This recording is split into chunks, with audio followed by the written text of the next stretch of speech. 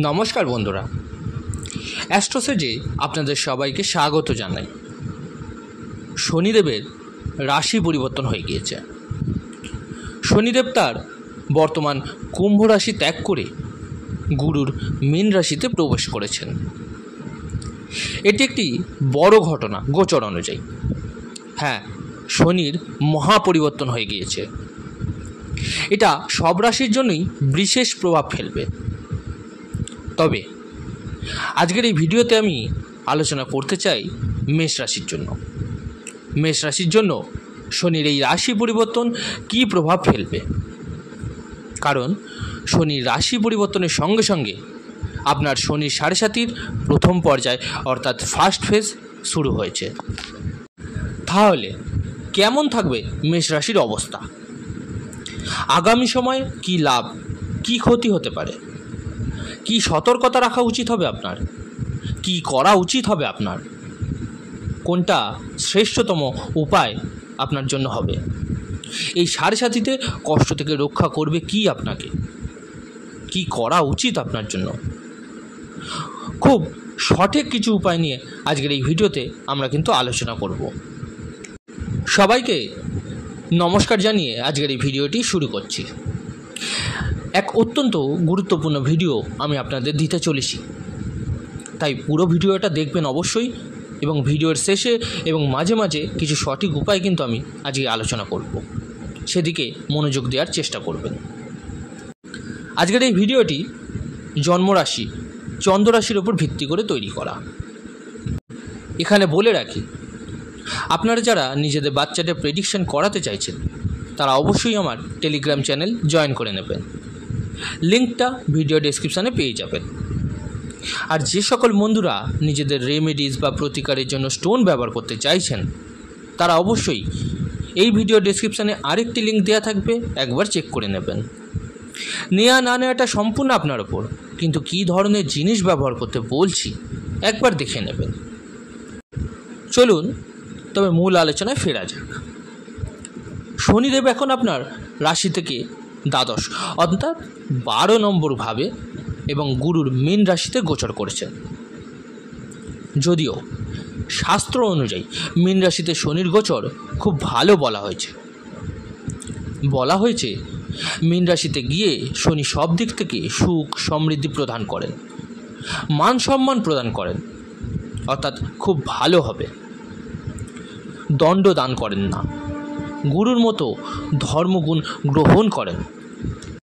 কিন্তু গুরুর রাশিতে গিয়ে শনি ভোগ বৃদ্ধিও করেন। তাহলে আপনার দ্বাদশ ভাব কী কী বিষয়কে নির্দেশ করে সেদিকে আগে মনোযোগ দিতে হবে। কিন্তু এই ভাব আপনার রাশির ব্যয় নির্দেশ করে, অর্থাৎ আপনার স্বাস্থ্যে ব্যয় হতে পারে, অপ্রয়োজনীয় খরচা বৃদ্ধি হতে পারে, কোর্ট কাচারি, পুলিশি মামলা, অনিদ্রা, অতিনিদ্রা, এই জিনিসগুলো দ্বাদশ ভাবের অন্তর্ভুক্ত। কিন্তু মোক্ষ লাভ করতে পারেন বা বড় কোথাও ভ্রমণে যেতে পারেন, দীর্ঘ ভ্রমণ হতে পারে, এসব কিছুই দ্বাদশ ভাব দ্বারা নির্দেশিত হয়। শনিদেব যিনি আপনার রাশি থেকে দশম এবং একাদশ ভাবের অধিপতি অর্থাৎ কর্ম এবং লাভের স্বামী হয়ে দ্বাদশ ভাবে গোচর করছেন, তার ফলে কি ফল হবে? প্রথমে পজিটিভ দিকটা বুঝে নিন। প্রচুর লাভ হতে চলেছে। কারা লাভবান হবেন? যারা তাদের জন্মস্থান থেকে দূরে থাকেন, বিদেশে থাকেন বা বিদেশে কাজ করেন, তাদের কিন্তু খুব বেশি পরিমাণে লাভ হবে। যারা বিদেশ যেতে চেয়েছিলেন, স্থান পরিবর্তন করতে চেয়েছিলেন, আপনার জন্মস্থান থেকে দূরে গিয়ে কাজ করতে চেয়েছিলেন, তাদের জন্যও কিন্তু খুব বেশি লাভদায়ক হবে। এছাড়াও একটা জিনিস খেয়াল রাখবেন, আপনার কেরিয়ারে কিন্তু কিছু বড় পরিবর্তনের সম্ভাবনা রয়েছে। আপনার সাড়ে সাতি শুরু হয়ে গিয়েছে।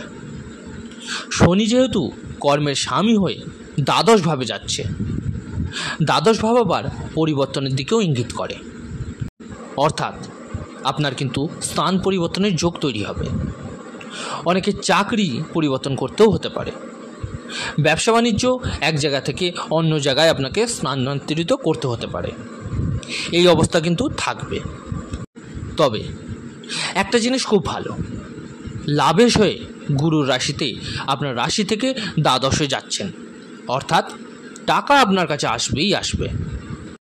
তাই মেষ রাশির সব দর্শকদের কিন্তু বলছি, টাকার চিন্তা ছেড়ে দিন, ধন আপনার কাছে আসবেই, সেই ফ্লো বন্ধ হবে না। হ্যাঁ, এটা অবশ্যই যে ব্যয়ভাবে যাচ্ছেন উনি, নিজের থেকে দ্বিতীয় ঘরে টাকা দেবেন, কিন্তু খরচও কিন্তু আপনার বাড়িয়ে দেবে। তাই ব্যালেন্স করে চলুন, খরচ আপনার নিয়ন্ত্রণে রাখুন। এখন শনি এপ্রিল থেকে সেপ্টেম্বর পর্যন্ত তার নিজের নক্ষত্রে থাকবেন, তখন আপনার লাভ ভাবকে সক্রিয় করবেন।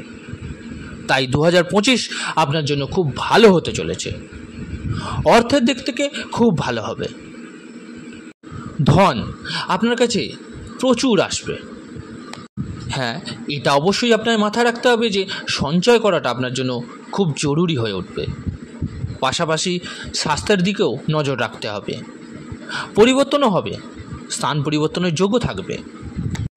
এখন এখান থেকেই তৃতীয় দৃষ্টি দিয়ে দ্বিতীয় ভাবকে দেখবেন। তাই এখানে টাকা কিন্তু আপনার খরচ হবে, টাকা আসবে, ধন আসবে, কিন্তু বেরিয়েও যাবে। তাই সেটা ম্যানেজ করে চলুন। কি করা উচিত হবে আপনার? দেখুন, যে কোনো জিনিসে ইনভেস্ট করুন যদি টাকা থাকে। সোনা কিনে নিন, জমি জায়গা কিনে নিন, প্লট কিনুন, যাতে পারেন তাতে ইনভেস্ট করে রাখুন, ভবিষ্যতের জন্য আপনার কাজে লাগবে। এই সময়তেই বেশি করে ইনভেস্টমেন্টে আপনি মনোযোগ দিন, খরচ আপনার নিয়ন্ত্রণে রাখুন। এখন দেখুন, 52 দিনের জন্য 18ই মে 2025 পর্যন্ত আপনার রাহু এবং শনির যুগল অবস্থান দ্বাদশভাবে কিন্তু তৈরি হবে। তাই কোনো কাজ অন্তত 18ই মে পর্যন্ত নতুন করে করবেন না। কোনো পরিবর্তন করতে হলে, কোথাও বিনিয়োগ করতে হলে, জমি জমা কিনতে হলে, লোন নিতে হলে, ঋণ নিতে হলে, তাহলে কিন্তু 18ই মে পর্যন্ত আপনাকে অপেক্ষা করতেই হবে। 18ই মের পর এই কাজগুলো করলে আপনি ভালো ফল পাবেন, কারণ দ্বাদশ ভাবের মধ্যে শাপিত দোষ গঠিত হচ্ছে। এই বিষয়গুলি কিন্তু অবশ্যই খেয়াল রেখে আপনাকে ম্যানেজ করে চলতে হবে। আসলে দেখুন, 29 এবং 30 তারিখে আপনার রাশি থেকে দ্বাদশভাবে 6 গ্রহের যোগ তৈরি হচ্ছে। তাই এখন থেকেই 10 এপ্রিল 11 এপ্রিল পর্যন্ত কোনো নতুন কাজ কিন্তু করবেন না। অন্তত 11 দিন পর্যন্ত নিজেকে নিয়ন্ত্রণে রাখুন। কোনো নতুন কাজ নয়, যেমন চলছে তেমনই চলতে দিন, তাড়াহুড়োর মধ্যে কোনো কাজ করবেন না। এবং পুরোপুরি 7.5 যেটা, আপনারা এই 7.5-র মধ্যে কোনো তাড়াহুড়ো করবেন না। কোনো কাজেতে ভেবে চিন্তে করবেন, সঠিকভাবে করবেন, সঠিক কর্মপথটাকে বেছে নেবেন। যে কোনো ধরনের খারাপ অভ্যেস থেকে নিজেকে কিন্তু দূরে রাখতে হবে। যে কোনো ধরনের লিগ্যাল ম্যাটার বা ঝগড়া বিবাদ থেকে নিজেকে দূরে রাখবেন। সম্ভব হলে ঋণ, লোন বা ধার না নেওয়াই ভালো হবে আপনার জন্য। কোনো রকম এসবের মধ্যে যাবেন না, দূরে থাকুন, লোন এড়িয়ে চলুন। পারিবারিক জীবন এবং ব্যবসা বা কেরিয়ার জীবনের মধ্যে ব্যালেন্স রেখে কিন্তু চলতে হবে আপনাকে। দুটোরই সঠিক ভারসাম্য রাখুন, তাহলে আপনার জন্য খুব ভালো কাটবে। বাবার স্বাস্থ্যের প্রতি একটু নজর রাখতে হবে, এটা কিন্তু গুরুত্বপূর্ণ, কারণ সেখানে কিছু সমস্যা হতে পারে। আর আপনি যতটা ম্যানেজ করতে চলবেন ততটাই আপনার জন্য ভালো হবে। আপনার ওপর সাড়ে-সাতির ফল কী হবে, আপনাদের যে দশাগুলি চলছে তার ফল কী হবে, আগামী সময় কেমন যাবে, এগুলো কিন্তু আপনার অষ্টবর্গ চার্টের ওপরই নির্ভর করে। তাই যদি পারেন কোনো জ্যোতিষীকে দিয়ে আপনার অষ্টবর্গ চার্ট বানিয়ে নিতে পারেন। চলুন এবার জেনে নেওয়া যাক কী প্রতিকার করতে হবে আপনাদের। আপনার রাশি থেকে দ্বাদশভাবে শনির গোচর রয়েছে।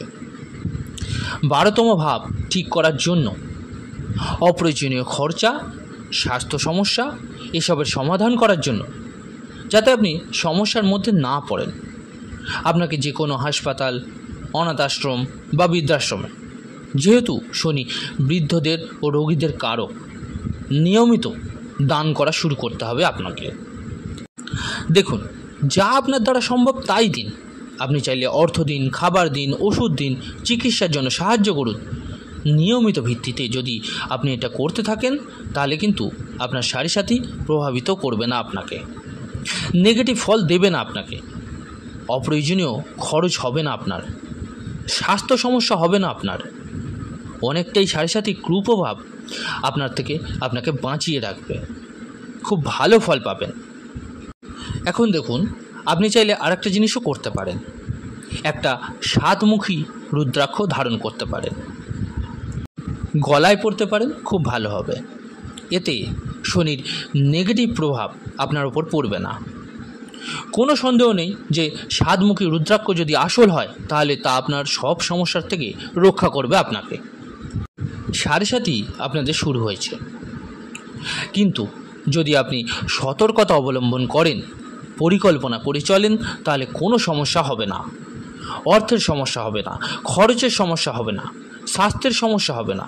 তাড়াহুড়ো করে কাজ করা যাবে না, কিন্তু ভেবেচিন্তে তবেই কাজ করুন, পরিকল্পনা করে কাজ করুন, প্রতিটি কাজে ম্যানেজ করে চলতে শিখুন, তাহলে বেশি সমস্যা হবে না, এটা কিন্তু নিশ্চিত বলে রাখলাম। আশা করি মেষ রাশির বন্ধুরা আপনাদের আজকের ভিডিওটি অবশ্যই পছন্দ হয়েছে। ভিডিওটি যদি ভালো লেগে থাকে লাইক করুন, কমেন্ট করুন এবং শেয়ার করুন। আর যে সকল বন্ধুরা নতুন শুনছেন তারা অবশ্যই চ্যানেলটিকে সাবস্ক্রাইব করে নেবেন। ধন্যবাদ।